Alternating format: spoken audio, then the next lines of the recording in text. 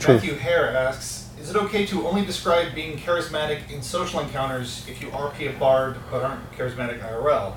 The bard is tricky for shy. Right.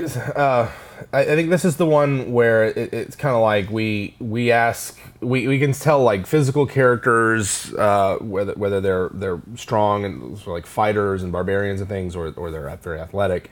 And you don't require those players to know a lot about, say, medieval style fighting, or to be very physically competent or active themselves. But for some reason, when it comes to social encounters, DMs aren't very forgiving of that kind of thing. I personally think it's perfectly acceptable for your 20 charisma bard that you just say, like, I say this is the gist of what I say. Right. I want to convince this guard to let us past. Yeah. And then you roll the die. And you can roll the die. Now, part of the fun of those kind of encounters is that you do make an effort. That you do say, like, well, here's how I'm convincing them. And I think it's reasonable for a DM to say in that respect, okay, that's what you're trying to use persuasion to do that. Give me an idea about what you are saying. What's your angle of approach? Now, if you've got a player who's struggling with that level, where they're like, they can't even really think of like, what am I supposed to say or what do, not just like, I'm not going to speak in character because I'm not like that charismatic, but like doesn't even have an idea of how they would convince them. I would ask that player, like, what is it about playing a social character that they want, if they're not even gonna make an attempt to describe what their character's doing. But I don't think it needs to all be in first person. I think you can take a sort of a third person approach to describing what your character does in social situations. Yeah, and you know, and you don't want everything to be a die roll, but the die rolls are there. I mean, you have a strong character in combat. Yeah, you describe what you do, but you're still rolling dice to relay that in game. So it's okay to rely on die rolls for someone who is maybe a little bit less than charismatic for their charismatic character. Yeah, so I mean, the dice are there, the stats are there, and the skills and the dice rolls are there for a reason, and using them is okay. And I think it should be okay for someone to say, like, I try to persuade them by appealing to their sense of greed. I try to persuade them by I try to intimidate them by pointing out how powerful we look, and then maybe that's where you start. And as you get more comfortable with the character, you make efforts to get more involved and get more in character. But that's player preference. At Krill Lord is wondering if you have any tips for homebrew magic items. I mean, this is one of those things where we get asked about it a lot, and it's kind of like. Yeah. Did you get it? Yes. Oh, yes. Bitch. Got it on camera. Nice. Excuse me. Did you see that whole thing take place? Yes, buddy. That was amazing. Anyway. Homebrew magic items. Homebrew magic items. This is one of those where I think that a lot of people think there's a trick or a secret to making these. And the trick or the secret is that there isn't really a trick or a secret. You just, what kind of effect do you want? Make that the effect. Find if it's powerful enough to require some kind of refresher. Those usually refresh at dawn.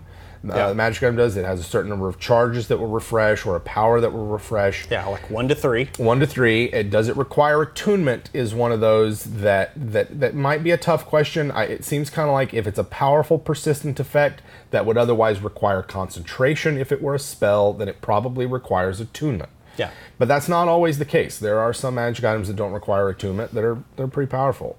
Maybe that's not a very helpful answer, but what kind of effect are you going for? Is there a magic item that does something comparable that you can use as a guide, but otherwise just make the item and then look and see, like, okay, if in play it turns out to be too powerful, then you're just kind of like, hey, we need to tone down this item, with the acknowledgement from the player that custom items are a work in progress over the course of a campaign. Not everything needs to be perfectly balanced before you give it to a character, before you give it to a player character. You can kind of think of a rough idea, and then as play progresses, iron out the details. Benjamin Johnson wants to know tips on building random encounter tables and maps. Okay. Oh, he wants us to answer that. Well, he wants to. a point of fact. As a point of fact, In point of fact, he wants that. Our best to him. well, I can give you some advice from my experience with spelljamming and the campaigns thereof. I literally watched all of Star Trek, and I wrote down a list of every type of mission that they went on and just kind of started boiling those down into basic missions. You know, party encounters godlike being. Plague infects crew or party. You know, one crew member goes crazy. You know, things like that. Like, everything that happens in the episodes, I just wrote that down, and then I had to assign numbers to them. And that was my random table for the adventures that y'all ran. And so that was, you know, hey, it was like 5 different series with 5 to 7 seasons apiece. Mm-hmm. But, you know, that's how I came up with my random tables. Yeah, I go in deep. I really like random tables, and I like the fact that you can have things that are sort of procedurally generated that way. I tend to come up with random tables.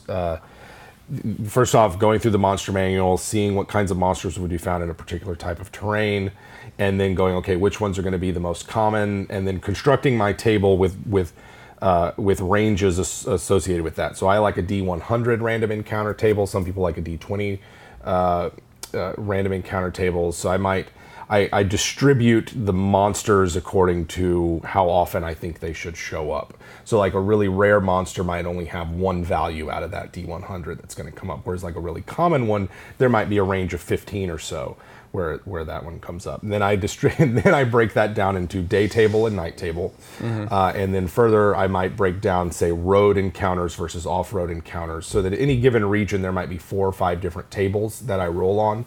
This is if I'm doing a lot of prep, like if I'm doing a specific like hex crawl.